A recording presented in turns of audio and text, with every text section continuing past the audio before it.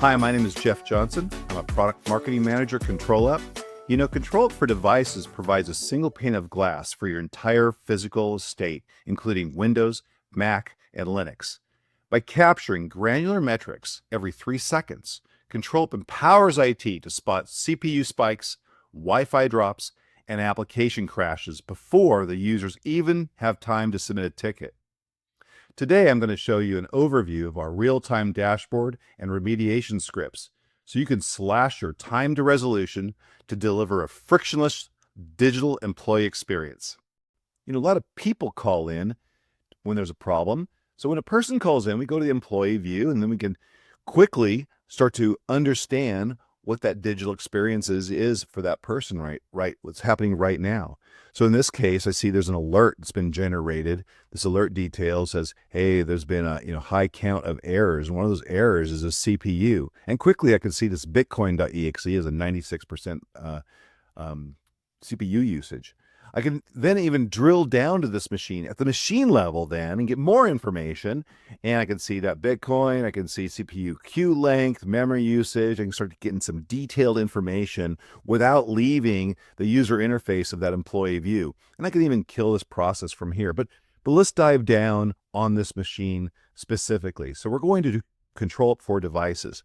From here, I can find the device that we were just looking at. I think it's called the JJ Nook B11.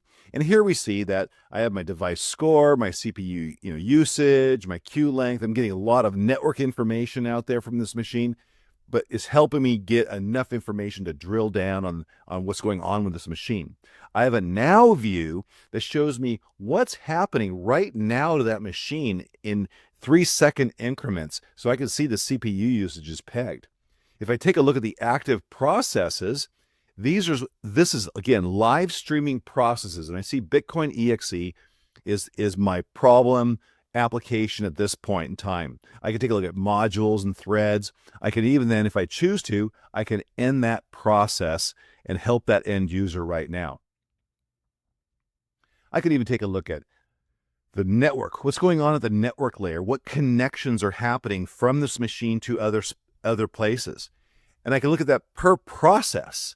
So if I deselect the process and just look at MS Edge, I can see that this MS Edge browser is talking to Australia and the United States. I could look at a map or a topology view of what network processes are happening and what they're talking to.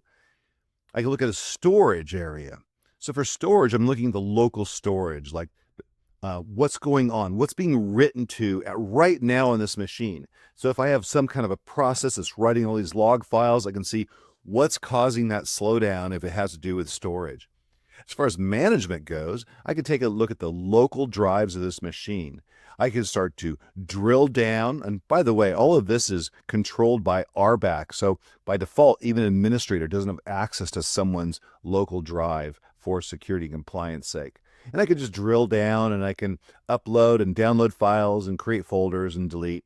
I even have access to a remote registry editor, which I could drive down and import and export keys. I can even change parameters in the registry, just like I was on that local machine. But I'm doing all this without disrupting the end user. I can take a look at installed applications on that machine and their versions. I can look at missing patches. I can look at device events on this machine to see if I want to start drilling down specifically on what events are happening on that machine. I can take a look at stop processes on this machine, and even to take a look at what's running, what's not, and if someone's logged on as a session on that machine, I can understand that.